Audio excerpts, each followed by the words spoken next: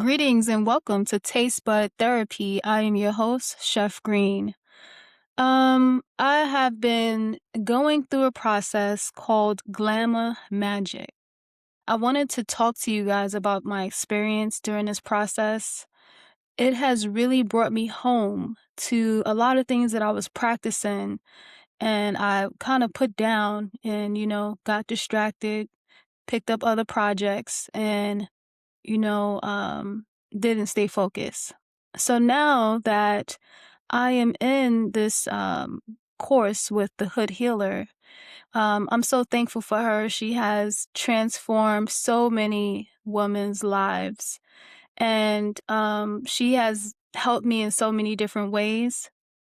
So I just want to give some grace and some gratitude and some love towards the Hood Healer. She truly deserves it.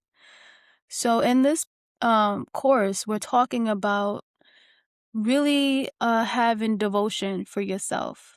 And I remember I actually started my page on Substack probably during the summertime of 25. And I remember writing an article about devotion.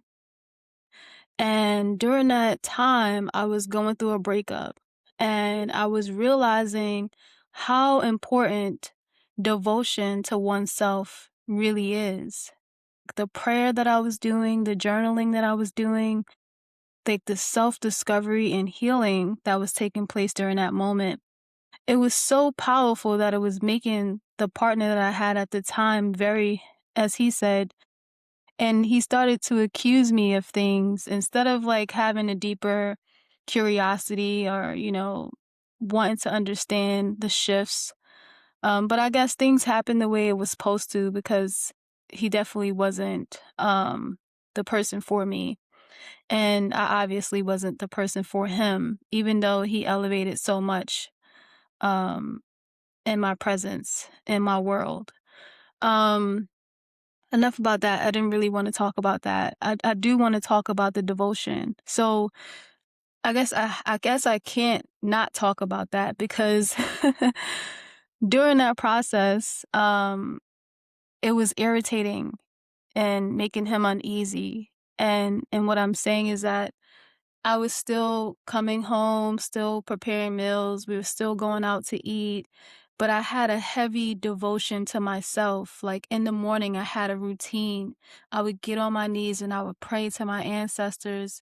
I would meditate. I was journaling and I was becoming more clear and I was seeing things that just didn't sit right with me, things that was really affecting my nervous system on a very deep level. And so even though I wanted to try my best to make things work while I was still in that relationship, there was so many things like telling me it can't and it won't. And the more that I love myself, the more that it just unraveled this whole relationship that I thought that I could build with someone. And I realized that the person that's for me would never get threatened by my devotion to myself and to God. So as our relationship came to an end, I just begin I became more silent and like not really engaging in the invitation of an argument or over explaining myself or um you know, just really observing my body, because I realized, like, sometimes when we would be in the same space, like, I would have, like, these these gases going off in my body, like, chemical reactions, and it started to become clear, like, when he came home, like, I would burp a lot, like, my stomach would become uneasy, and so I was like, "You know what? Um, this is making me this is not I'm not well. I'm not feeling good in this situation." So, like I said, as we started coming to an end in our relationship, He said that he saw me praying and things, but he didn't know if I was praying for him. In fact, I was. And while my body was going through these different reactions, he would make it about him, like, well, you're not being affectionate towards me. Instead of checking on me and my well-being, it was like, well, you're not doing this for me. So, you know, I continue my devotion, but as soon as he got out of my house, I honestly, I kept the devotion up for maybe a few weeks, but I got into this space of like really sitting back and really understanding like what I was going through for the past 4 years, and really processing that and sitting in all of the emotions. And my devotion to myself was beginning to become more, not so free, not consistent. I was slacking off, and I was getting into this deep depression, and, you know, asking myself, how could you? How could you let this happen? Like, how could you try to have a relationship, a meaningful relationship with a performer? But like all of his friends or all the people around him, I was just like them, like in love with the performance. So even though like I had moments of like self-forgiveness and getting back on my knees and praying to my ancestors and bowing my head and praying and and all these things, the depression was still there. I was just so I was upset with myself. Like it really wasn't about him. I was remembering things that he said, things that his father said, things that, that the lack of protection or the lack of boundaries he had. I was remember those things, but a lot of things was me like ignoring myself, self-abandoning myself for so long, and realizing like how out of whack my nervous system was. And even though I was eating right and we were going to these fancy restaurants, like I just really wasn't feeling well mentally, because there was a lot of manipulation, narcissism, and lack of boundaries. Like I said, never really feeling safe. So, and I knew like I would tell myself, you have to get back into the devotion of your prayer, your self-care, and, you know, um, really taking care of yourself. And was remembering that, but at the same time, the pain and the disappointment and the um realizing how I abandoned myself, not only in that relationship but other relationships, and having to sit with the the real deep reasoning to why I allowed that. There was something that I wanted so much that I was willing to sacrifice my nervous system and truly love myself through the process, because I had something in mind, this goal that I had in mind, and me not really trusting God, but like thinking that I can orchestrate and, create this thing that I wanted. So I really had to sit in that pain, and then so much things around me was happening where one thing after another was happening in my house, with my car, family. So, there was this nudge in the back of my mind saying, get back to that devotion, get back to prayer, get back to self care. And like I said, it would be days that I would tap in, and then it'd be several days that I wouldn't. And so recently, I told myself, this was during Thanksgiving, it started like, I know that we were eating like traditional Thanksgiving food, and I always try my best to like have plant-based plus traditional food and keep some healthy things and teas in mind, so there's a complete balance. And so something said, get back to drinking okra water. So I said, okay. when I get back home because we rented a cabin in Virginia. So I said, okay, well, when I get back home, I'll start the okra water. And the day after Thanksgiving, I got on TikTok, and I've avoided TikTok for so long, like the plague. I never really wanted to have a TikTok account, but I was hearing so many people say how they really connect with their audience and there's ways to make money. So I said, let me try it out. And the first video that came on was this woman named Bridget in Texas, I believe, and she was talking about the healing benefits of okra water. So I said, okay, God, I got you. Okra water is one of the keys of healing my gut. So I got my mom and my aunt and one of my uncles on board with taking okra water, and I started to do it consistently. And then the supermarket ran out of organic okra water. So I basically just stopped doing the okra water. I didn't feel comfortable um having okra that wasn't organic. So when I got more organic okra, I went back to doing the okra water. And then this month or last month, we're in February 17th, which is a very powerful day. It's the new moon as well. So much energetically is happening. But in December, the end of December, something said tap back into Ayurveda and take a quiz and figure out what your dosha is. So I did that, found out that my dosha was Vata. Some people say Vata or Vata, so I hope that I'm pronouncing it correctly to show respect to that culture. Um, so I did that. And then I think 2 days later, I'm on Substack because I'm also realizing that I'm not writing as much as I used to. And then I see Hood Healer, and she's talking about Ayurveda.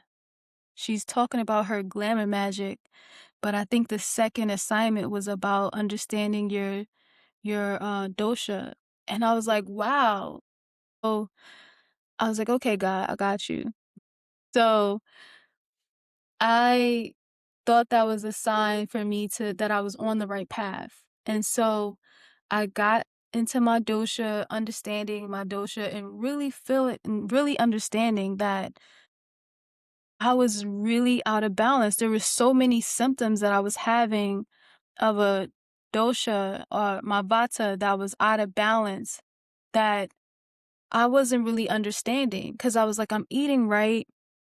I'm doing my best. I know right now I'm in a moment of depression. I'm really not in a good mental space. There's so much going on energetically, so much happening with my house, within my family. I felt like I was carrying so much. So, um once I got understanding, because Western medicine, they don't really get deep, they just stay on the surface, and whatever they don't understand, they want to cut, you know. Not to say that there's nothing good about Western medicine. I think that, if you're in a bad car accident or, something trauma, I think they're good with trauma response. But like internally healing and understanding the body and the mind and the spirit, I don't, Western medicine is not, I don't think they have it all. So understanding my vata and understanding that I was really out of balance, like the um the gas, the I'm not a person that is a I don't have constipation. Like I don't get constipated, and I've never had that issue. I mean, I've had it when I was a kid, but not for, not something that's long or anything like that. If once in a blue moon as a child, like 6 or 7. But as an adult, as a young adult, I've always, I've always, if I've ever had like a moment where I wasn't using the bathroom regular, like I would get nervous, I would take some prunes, some dates, or take whatever senna tea or whatever herbs to get back to my natural state and drinking more water because I know that that's also a sign of constipation. So I understand like the lack of sleep. I was not sleeping. Like my sleep was terrible. And like I said, the constipation and the gas, the burping, the all the things, gas, and like my mind was just everywhere. And I was just like, what is going on? Like I'm just not really feeling like myself. So I remember Ayurveda is a key. Investigate Ayurveda, see where you are. I found out that I was imbalanced.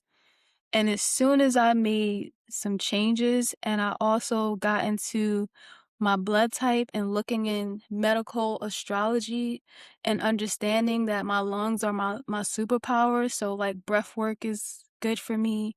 And as a blood type A person, like eating a fully plant-based diet, with, being a pescatarian could is also beneficial as well, but not eating any type of meat at all, like no red meat. I was dipping into I was plant-based for about 15 years, and with my ex, he was Muslim, and he liked lamb, so I would eat lamb every now and then. And I was just happy to understand that Ayurveda was there for me. And it was something that could help me get back to myself. And the gas went away. I was sleeping through the night. I was getting on a regular sleep schedule, knowing, winding down and things like that. And I was like, wow, I'm starting to feel much better. And then, like I said, the hood healer has this glamour magic going on. And she's also talking about, we had to, for our first assignment, we had to take a picture of our face because your face, she says your face shows where you are, your health. And, a few years ago, I learned, Thai massage on your face, facial massage. And I remember my structure of my face changing because I was doing it consistently. But, I put it down. I was consistent for like a few months, like 3 months, and then put it down, you know. Then it's like off and on, And I know that energetically, my partner on paper looked like something else and very community oriented, very involved with the community, like performer, artist, and very like I'm available to the world. And then when he would come home, he would take that off and like really be his true self and like have no regard to the house or me. It was more like, okay, I'm home, I can take my mask off and I can do all the things without consideration. There was a lack of consideration in my relationship. And so energetically, even though there wasn't physical abuse, there was emotional abuse. And there was a lot of narcissism and manipulation, which was the emotional abuse. So it would be like full time, like trying to like cater to him and what was going on with him. And the energy from that onto me, I could never really focus on myself. And if I did, there was an issue. So, now having this space to focus on myself and to get back to the devotion of myself, get back in balance, like feeling all that I had to feel, going through the depression, going through the pain, going through the self-doubt and looking at how I self-sabotaged and all the things and being real honest with myself. And even before doing the Glamour Magic with the Hood Healer and getting in tune with her on Substack. I spoke to her last year in 24 and also in 25, where she was just like, when you gonna get out of that relationship? Imani, who is the Hood Healer, she is someone who believes in Black love. She doesn't believe in breaking up the family. And she said, I always pray that relationships can work. And she even was telling me like to do certain things to like um try my best to keep our relationship. And I tried, and then it was just like, she told me, she was like, you have PTSD from that relationship. And I was like, how can I have PTSD? He's not beating me. Like, there's no physical abuse. Like, we're not hitting each other. And then I had to sit with that and realize it's so much traumatic things that happen in our relationship, and realizing my nervous system was really out of whack. So I say all that to say, devotion to myself, getting into Ayurveda, understanding my blood type and what is good for me, and really sitting with myself, making time to do the work, prioritizing the work for myself, and understanding my participation in that relationship and why I was there and why I stayed so long, and being honest with that. I really, really wanted to have a family of my own. And then one day I had to think to myself, like, I chose this person because I think that they would be a good dad, a good father, and because I saw how he transformed, some of these boys' lives here where we live. But also, so, but even in my practice even in my practice in E5, like, there were signs that was saying, like, you have to move forward. And it was me who was trying my best to hold on, because I was holding on to the idea, holding on to what I imagined about us having a family. But then as I was looking at it, it's like, you don't feel safe in this relationship, emotionally, mentally, and spiritually. You don't, if you speak your mind or you express yourself, you are called all these things. You can't really express yourself because you have to tiptoe around the ego and all these things. I don't really want to go into details, but I was just saying to myself, like, this can't be the person that you're supposed to. If you're going to have a family, do you want your children to feel like they have to dance around the ego? Do you want your children not to feel safe spiritually, mentally, emotionally? Do you want them to see that for you? Do you want to feel like your partner and you are not on the same team, like, while having while having a child to take care of? So I had to sit back and say to myself, that's not what I want. So I had to let that thing that I was imagining go. And that was really hard because I did really care and love this person. And it was hard to let go. It was hard to see the truth of what was happening and knowing that he wasn't happy either. So, you know, I had to be honest with myself. I had to let it go. I had to have courage to let it go, because I also realized that he wasn't going to have the courage. He was going to try to act like and tell his friends that he was doing his best and all the things, that he was taking care of all the responsibilities and wasn't going to be honest about everything. So I just had to let go. It became very heavy. It was very heavy, very spiritually heavy, mentally heavy. It was too much.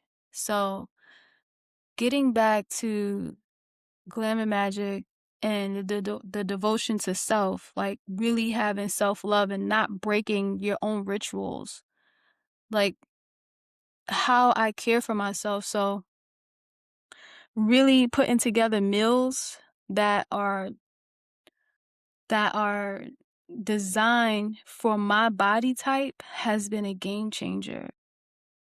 And I was already doing like I already do readings for people, and I really enjoy doing these readings. The readings cover human design, medical astrology, and your blood type. And I've been getting really good feedback.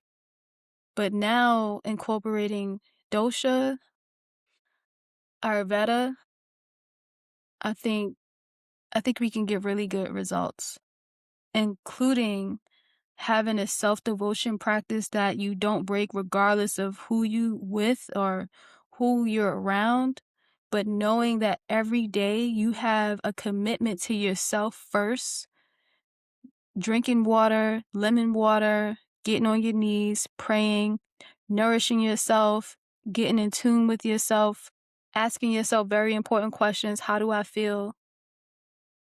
What is going on with my body internally? What did I dream last night? How do I hydrate myself in the morning? Am I going to have water and baking soda, water and lemon? What am I going to nourish my body with? What type of movement am I going to feed myself, my body, my nervous system? Cuz I realize I have these practices, when I'm by myself, and then I get into a relationship or I get around family members who have whatever they have going on, and then I forget myself, and then I'm pouring into them and suggesting things to them, and then I'm taking on that energy and I'm not even practicing. So in order to have good spiritual hygiene, I realized that I have to be consistent with my devotion to myself and my spiritual hygiene. I have to consistently, energetically check in with myself, take care of myself, physically take care of myself, emotionally take care of myself, mentally take care of myself, nourishingly take care of myself, lovingly taking care of myself. Because at the end of the day, as someone who people consider as a healer or a guide or someone that an empath, you are not going to have people checking on, I'm not going to have people checking in on me. As lonely, as hurtful as that feels sometimes, I understand I am not going to have people checking on me. People automatically assume that I am fine. I am well. If they look at my social media, they would think that even if I post certain things that says that I'm not, they associate it with, oh, it's not that I'm not well and they need to check on me. So I know that it's my constant responsibility to have a devotion to myself and understanding myself every day because I change, you know? And so I'm feeling much better now. I'm in a better space now, and I'm so thankful and grateful. And I realize how much I don't want to say romanticizing because, that is also a thing, like romanticizing your life. Like, that's the thing, but I don't really like the word romanticize romance. Um, but really, I just guess it's just devotion. So every day I devote myself to understanding my dosha and getting myself back in balance and understanding how my dosha also talks about my superpower, which is my intuition. And when I'm not tapped into my intuition and when I'm out of balance, my mind is everywhere. So therefore I have no focus. I don't know when God is talking to me. It's just I'm just everywhere. But getting myself back in balance, practicing my practices, understanding myself, focusing on myself, loving myself, letting myself feel, expressing myself. And like I said, the food, making the food that really aligns with me, I feel so much better. I haven't had any gas. I've been sleeping better. I've been, like I said, feeling better. So I know I'm the taste bud therapist, but I also, and that's why it's called taste bud therapy, is because we don't just talk about food. I don't just show you food. I also talk about the spiritual aspects, the mental aspects, the emotional aspects. And I want to be transparent and share with you the things that I've been going through and processing. So I pray that you guys receive this, and I pray that you take some of these tools. They may not be for you, but maybe investigate and see if they are. And if they're not, find out what is.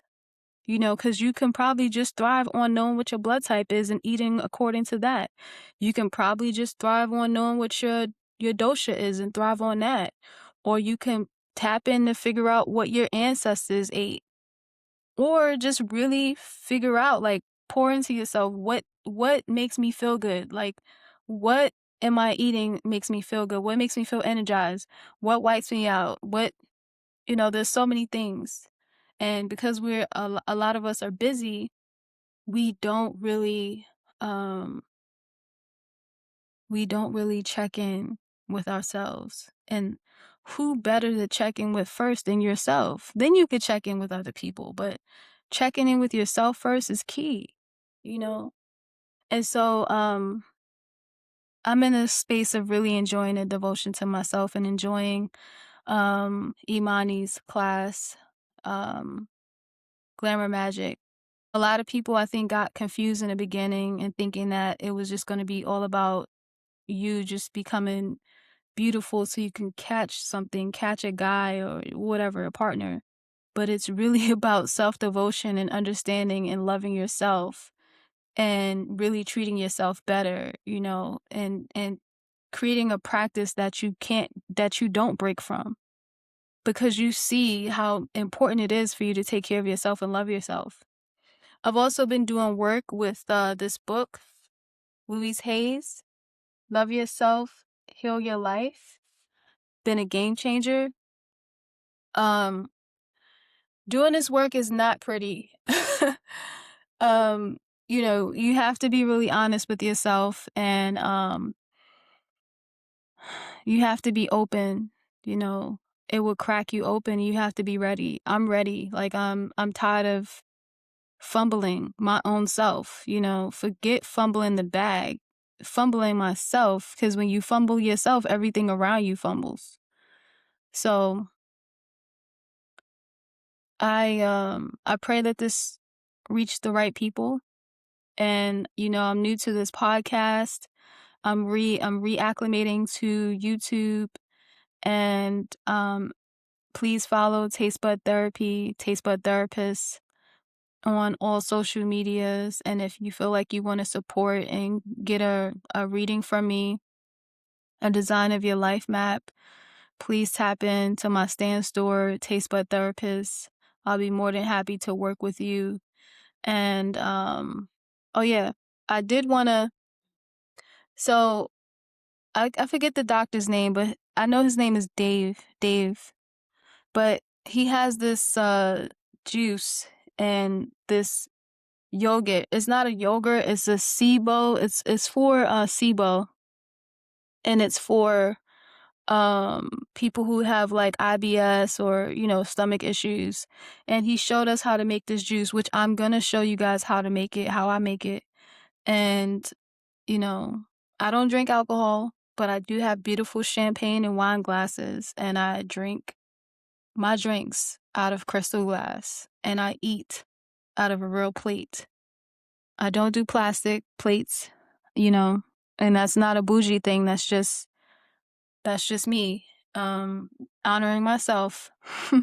And people can take it how they want, but this is really good. It has 5 billion CFUs. It's a probiotic. And I really enjoy taking care of my gut. And I want to say one more thing.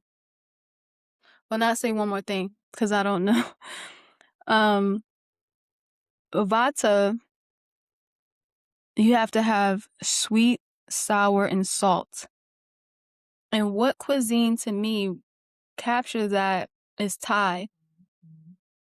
So I really love Thai food, and I've really been, because I can't eat oranges. I don't do nightshades, but blood type A. We can't really do nightshades. But I've been sucking on organic lemons, and I wanted to keep the sticker because I knew I was going to show you guys this. But when it starts with a 9, it's organic. So sucking on lemons, having lemon water, and I'll eat ginger whole and raw. And I cook with a lot of ginger, and I squeeze lemon into my food, lemon and limes. And like I said, it's been a game changer. My stomach has been great. My mind has been getting clearer. The next thing I want to work on, which is something that I kind of struggle with, is because I want to spend less time on social media, but I realize as I'm starting this new channel, social media is where you promote. So, excuse me, getting disciplined with that. And so that's a process for me. But yeah, incorporating probiotics, natural like probiotics, like fermented foods, and lemons has worked for me. And I want to leave you guys with this. Pay attention to your body and your mind. Like, don't gaslight yourself. Don't second guess yourself. Don't doubt what you're feeling, and if you are learning how to trust yourself and you don't want to like start, if you're having trouble like trusting yourself right away, take a few steps back, like from the environment, from the people, and really tap in with yourself. You just stay still for a little bit and try to listen to what your body is telling you. Because like I said, I've been feeling so much better, so much more grounded. And then I had to interact with my ex yesterday, and I had these chemical reactions. My mind, I had a headache. My body, I had gas, and all I had was soup, and the same type of soup in the same type of way that I've been cooking it. It's yellow lentils, which is really good for Vata dosha. Yesterday, and then I couldn't sleep yesterday. Even though I didn't even see him, I had to interact with him indirectly, and I was just like, I can't ignore this. I can't ignore what my body is telling me. So all I could do is just wish that person well and continue to do my work. And I just wanted to reiterate to you guys to trust yourself, pay attention to yourself, pay attention to your body. Your body knows, your gut. They say that gut feeling, your instincts, trust it, because we don't have to spend so much time. Like sometimes we are meant to have experiences with people and a moment with people in a season, but you don't have to have repeated seasons and decades with people. It could have just been short and sweet. But trust yourself. And thank you for listening to Taste Bud Therapy. And I will be putting the video together on showing you how to make this probiotic drink so you can feel good. And stay tuned for more recipes and more interviews with myself, the Taste Bud Therapist, and other artists and restaurant owners. Thank you for your time and your attention. Peace.